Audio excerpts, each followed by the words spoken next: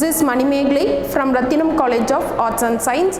Today we are going to talk about the topic as input-output channels of human-computer interface in the subject of human-computer interface.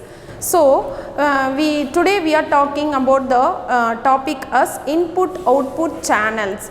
We have 4 input-output channels: vision, hearing, touch and movement. So, first we have to see the topic as vision. So, in vision we have 2 stages.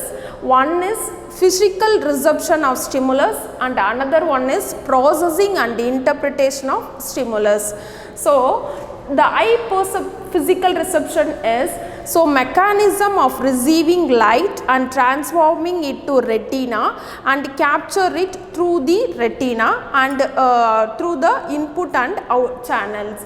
So, retina contains rods for low light vision and cones for color vision. So, it detects pattern and movement.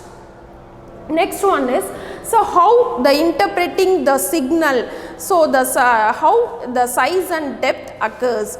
So, size means we have an visual angle indicates how much of view object occupies, then familiar object perceived as constant size, and cues like overlapping perception of size and depth. So, visual acuity is ability to perceive detail. So, next one is, the interpreting the signal for size and depth. The brightness and the color.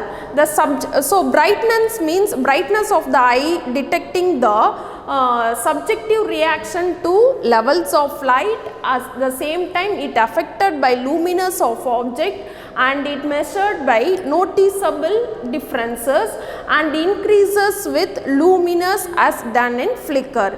Then color, it made up of hue, intensity and brightness. Then its cone sensitive to color wavelengths and 8% males and 1% females for color blind. Then next one is interpreting the signal for eye vision. Then for movement, changes in luminance. So, context is used to resolve ambiguity. So, optical illusions sometimes occur due to the compensation. So, this is the one of the input channels for eye. So, we have 4 input-output channels. First one we have seen the eye. So, next one is hearing. So, optical illusions, it demonstrates that our perception of size is not completely reliable. So, reading, we have several stages for reading. One is visual pattern perceived, the another one is the representation of languages, then interpreted using knowledge of syntax, semantics and pragmatics. So, reading involves the fixations and perceptions occurs during fixation. So, reading involves the fixations and fixations occurs during perceptions. So, in design focus, word shape is important to recognizations. So, next one is, after reading we have seen the hearing. So, in hearing we have physical apparatus for outer ear, middle ear and inner ear. So, outer ear protects the inner and amplifies sound and middle ear transmits sound waves and inner ear transmitters are relieved and cause impulses in auditory nerves. So, sound we have 3: loud, pitchness and timbre. So, in pitch sound we have calculated the frequency, then loudness for amplitude and timbre for type or quality. So, the second one of the input output channel for human is hearing. So, in hearing we have outer ear, middle ear and inner ear, and sound we have loud, pitchness and timbre. Next one is, human can hear frequencies from 20 Hz to 115 kHz. Then auditory system filters sounds can attend to sound over background noise. For example, the cocktail party phenomena. So, it will affect the or attend the sounds over the background noise. Next one is touch. So another input output channel for human is touch.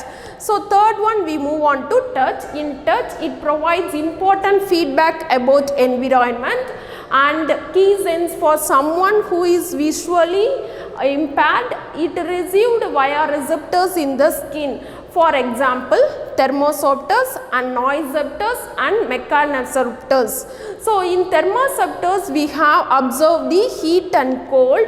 In nociceptors we have observed the pain, and mechanoreceptors we have knowledge about the pressure.